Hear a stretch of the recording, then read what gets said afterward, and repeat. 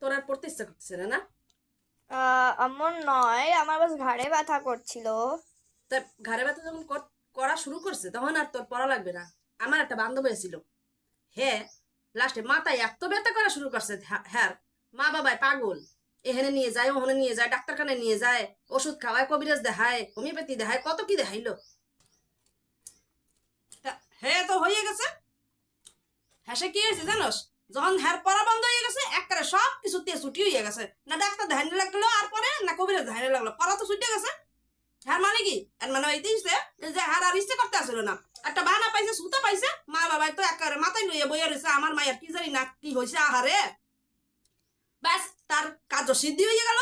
হ্যাঁ আর পড়তে হইলো না, আর কোনো কিছু, সারা জীবন ডিং ডাঙ্গাইয়া লাফাইয়া ঘুরে বেড়াইলো। হ্যাঁ পরে বিয়ে হইলো কি সুন্দর জায়গায়, একটা চাকুরি আছে, ওর সঙ্গে বিয়ে হইলো। তো এইরকম করে যদি ভালো সংসার পাওয়া যায়, আমরা যে লেখাপড়া করে কি করছি হেই আমি এখনো বুঝে উঠতে পারি নাই।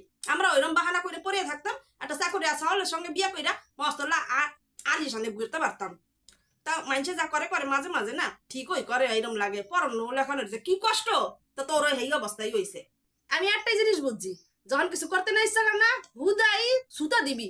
আমার শরীর ব্যথা করতেছে, আমার পেট ব্যথা করতেছে, মাথা ব্যথা করতেছে, দেখবি এই সমস্ত কাজের তোর না তোর একটা ছুটি হয়ে যাবে। তো তোরও ওই অবস্থা হয়েছে, এখন তোর আর পড়ানো লাগবে না।